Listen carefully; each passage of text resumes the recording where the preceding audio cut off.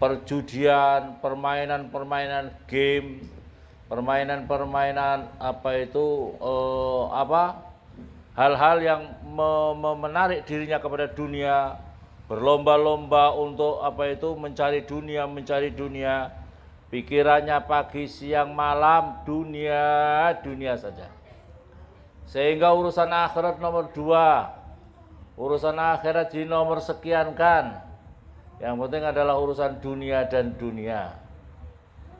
Wal a'dha dan utai anggota badan, tad'u mengajak a'dha kepada kamu, ilal maksiati pada maksiat. Anggota tubuh kita ini juga bagian daripada ujian. Anggota tubuh kita ini juga bagian ujian. Diuji dengan mata. Mata itu maunya diajak, mata kita itu ngajak untuk maksiat. Tangan ngajak untuk maksiat. Telinga diajak maksiat. Mulut diajak maksiat. Kaki diajak maksiat. Perut, kemaluan mengajak maksiat. Inilah ujian-ujian manusia tadi. Manusia itu diuji dengan ini. Anggota badan ini kalau tidak pinter-pinter juga mengajak kepada maksiat. Wal Jabbaru dan Allah yang Maha Al-Jabbar. Wal Jabbaru dan utai Allah yang mempunyai sifat Al-Jabbar. Yad'u mengajak siapa Al-Jabbar kepada kamu. Ilal jannati pada surga wal maghfirati dan ampunan. Ilal jannati pada surga wal maghfirati dan ampunan. Wala yu'lamu dan tidak diketahui apa makruha ulai apa tipu dayanya itu tadi. Wala yu'manu dan tidak bisa diamankan min syarriha daripada kejelekannya haula. Wala yutawassalu dan tidak bisa disampaikan. Wala yutawassalu dan tidak bisa disampaikan apa haula itu ujian-ujian tadi. Ilal maghfirati pada ampunan. Wal jannati dan surga.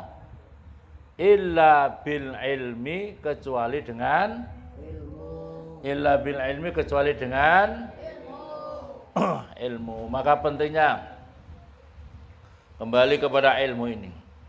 Allahumma ya Allah urzuk, semoga memberikan rezeki siapa Tuhan.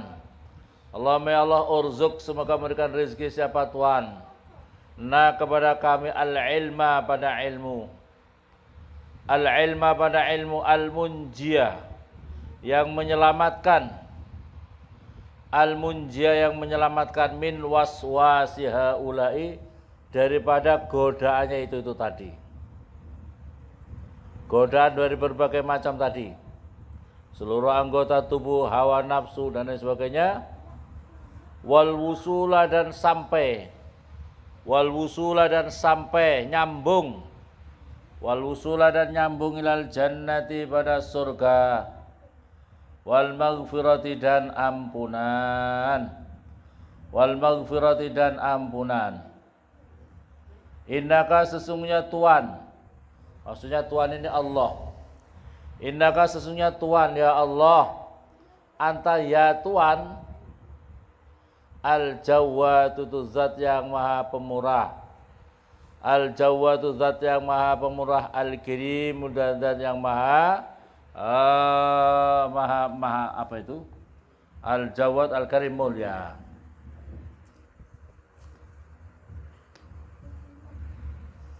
Wa an Yahya bin Mu'ad radhiyallahu anhu. Diriwayatkan daripada Yahya bin Mu'ad radhiyallahu anhu, al-ilmu utawi ilmu, dalilul amal itu menjadi dalilnya amal perbuatan. Jadi kalau kamu beramal maka harus dilandasi dengan ilmu, karena dalilnya amal perbuatan itu adalah ilmu. Kenapa kamu ruku, kamu sujud, kamu i'tidal? Karena ilmu. Wal fahmu dan utai pemahaman, wi'aul ilmi itu wadahnya ilmu. Wal fahmu dan utai pemahaman wi'aul ilmi itu wadahnya ilmu. Wal aqlu dan utai akal, wal aqlu dan utai akal qaidul khair, itu menjadi penuntunnya kebaikan. Jadi akal itu yang bisa menimbang. Kalau akal kamu sehat, maka pasti akan bisa menimbang mana baik, mana buruk, mana tanggung jawab, mana tidak tanggung jawab.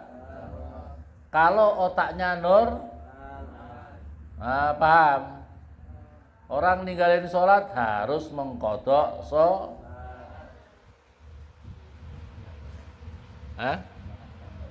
siapa? Mohan. Kenapa Pak? Kalau apa? Mohan.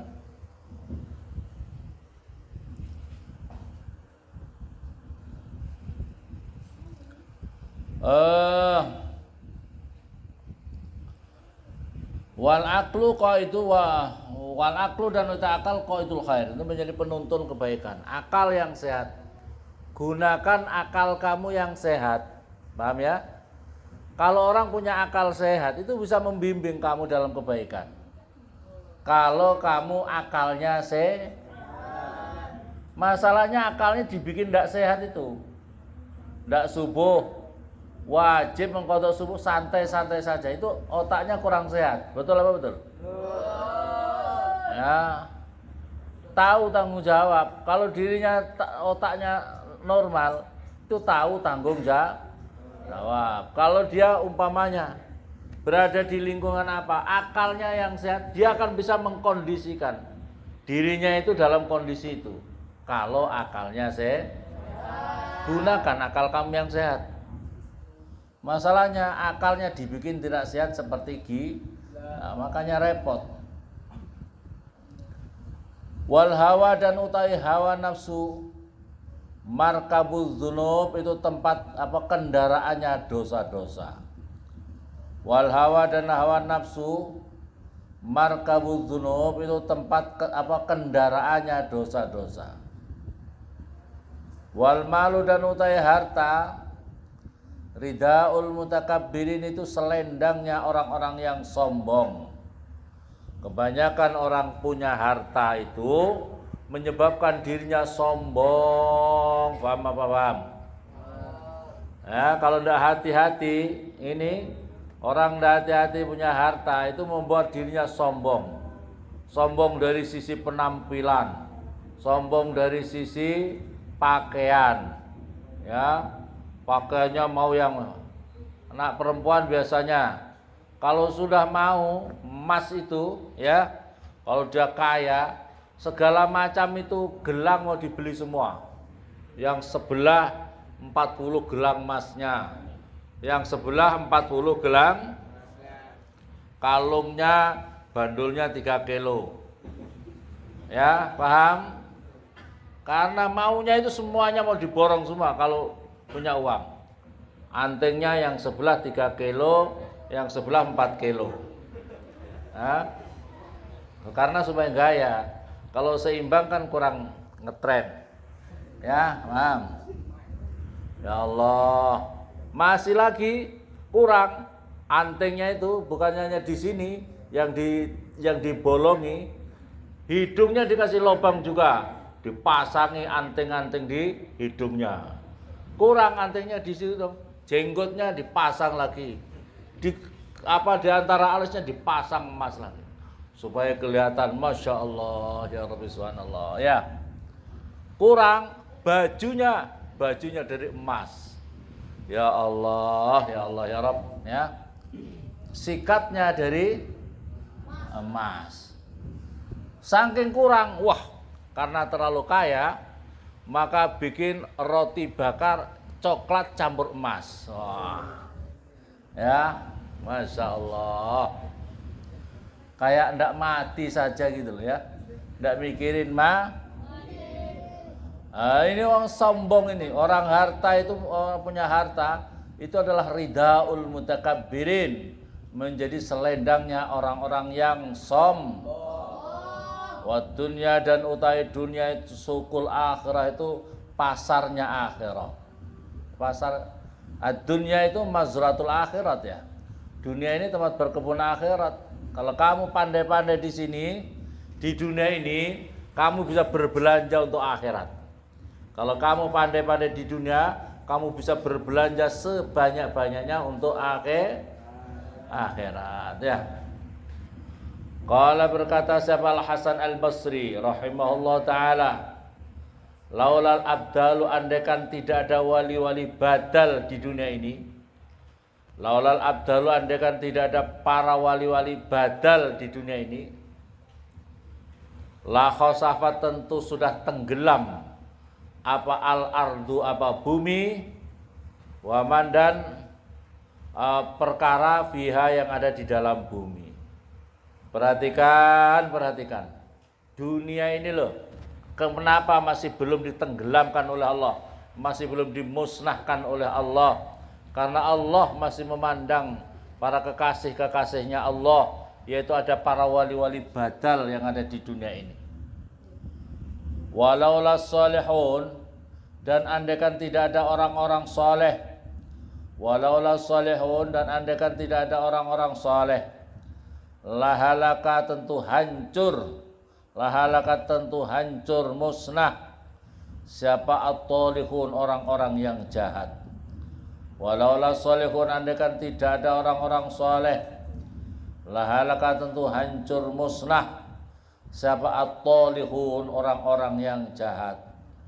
Toleh itu kebalikan daripada soleh. Kalau soleh orang baik, toleh orang jahat. Talihun itu orang-orang jahat. Walaulal ulama'u, dan andaikan tidak ada ulama, walaulal ulama'u, dan andaikan tidak ada ulama, lasara, tentu jadi siapa annasu, manusia. Walaulal ulama, dan andaikan tidak ada ulama, lasara, tentu jadi siapa annasu, manusia, kulluhum, semuanya, kulluhum, semuanya manusia, kalbahaim, itu seperti binatang, kalbahaim, itu seperti binatang. Kamu mengartikan, Jom? Malah main kaki yang tidak mengartikan. Jadi kalau tidak ada ulama di dunia ini, jadilah manusia seperti binatang, seperti kambing, tidak tahu halal haram, tidak tahu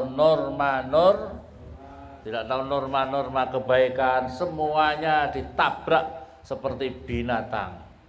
Binatang itu, kau kasih tahu, binatang, kau makan apa itu tumbuh-tumbuhan yang halal ya, yang ini yang umum, kau jangan makan tanamannya orang lain. Binatang kasih tahu bisa atau tidak? Namanya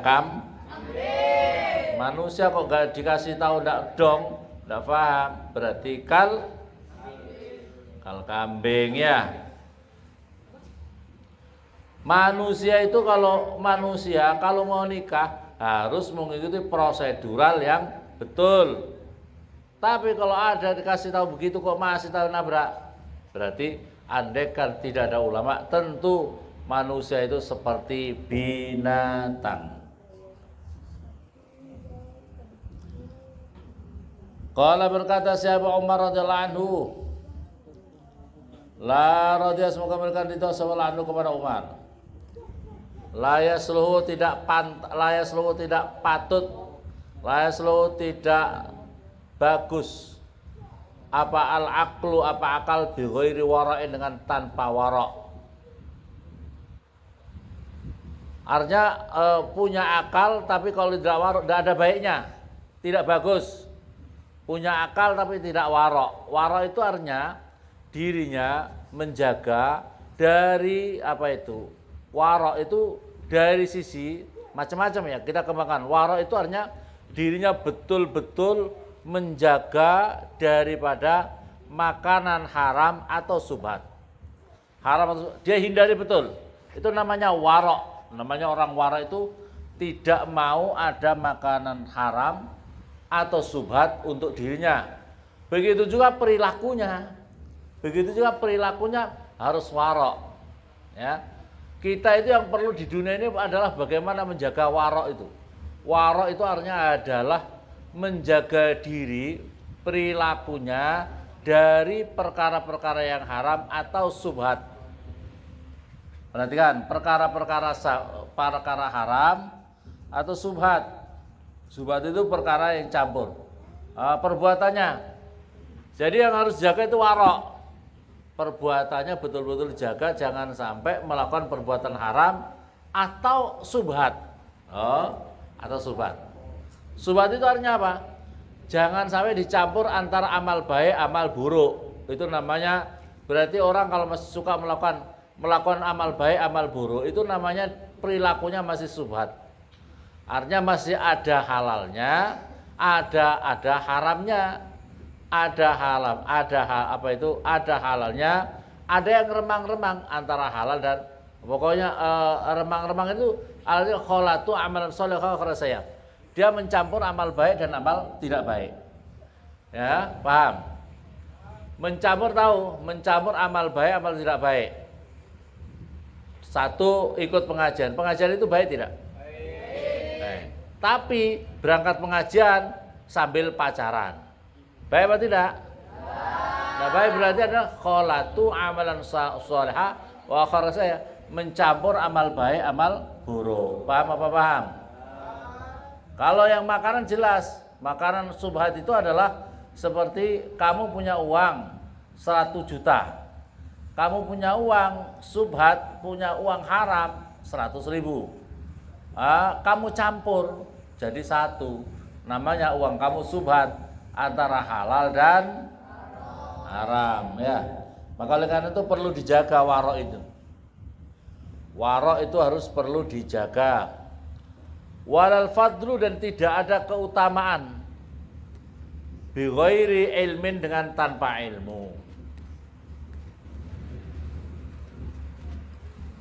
Walal fadlu, tidak ada keutamaan itu kalau tanpa ilmu. Orang jadi mulia di sisi Allah itu kalau tanpa ilmu tidak akan bisa. Caranya ini adalah kita masih membicarakan tentang keutamaan ilmu.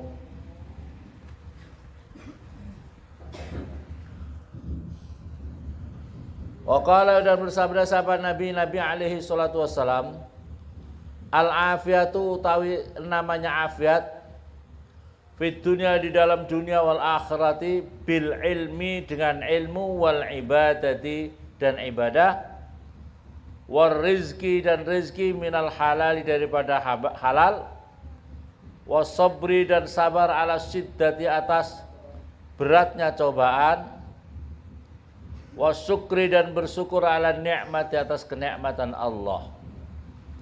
Tahu kamu berdoa, Allahumma inna as'aluka al-'afwa wal 'afah fid dunya wal akhirah. Allahumma inna as'aluka al-'afwa wal 'afah fid dunya wal.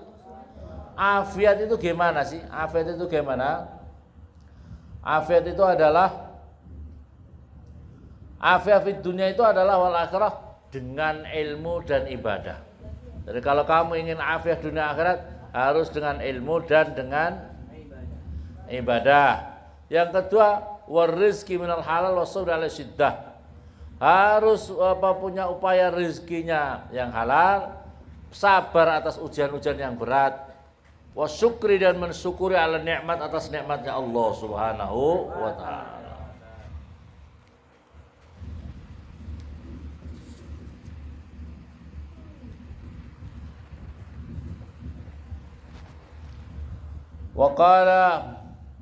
Qala bersabda sahabat Nabi alaihi, semoga tetap atas Nabi as-salatu wa rahmat ta'zim wassalam. Le iblis, Rasulullah itu bersabda kepada iblis, bicara kepada iblis, alai, atas iblis, alai ma yastahiqu. Alai itu apa? Alai, atas iblis, ma perkara yastahiqu, yang menghaki apa, mahu, kepada iblis. Jawab Rasulullah, man a'dauka, manutai siapakah a'dawa, musuh-musuh kamu? Iblis. Siapa musuh ente di dunia ini? Qala, berkata siapa iblis, alaihi, semoga tetap atas iblis, al-la'nah, utawi laknatnya Allah. Siapa musuh ente di dunia ini? Iblis. Ente ya Muhammad. Pertama kamu ya Muhammad. Yang kedua, wal alim, dan orang alim, al amilu bil ilmi. Orang alim yang mengamalkan ilmunya. Orang alim ya kayak santri yang sudah pernah belajar ngaji sungguh-sungguh. Orang yang paling dimusuhi iblis itu adalah orang alim yang mengamalkan ilmu. Orang alim yang mengamalkan ilmu. Yang ketiga, wahamil Quran, orang yang hafal Al-Quran. In amila, jika diamalkan apal Quran bima dengan perkara fi yang di dalam ma, yaitu Al-Quran itu. Jadi yang berikutnya lagi musuhnya iblis adalah Rasulullah. Terus kemudian orang alim yang mengamalkan ilmunya, orang yang hafal Quran. In amila bima fi, jika orang itu mengamalkan apa-apa yang di dalam Al-Quran. Kadang-kadang hafal Quran, tapi tidak betul-betul dilaksanakan tugas-tugasnya di dalam Al-Quran. Wallahu a'lam.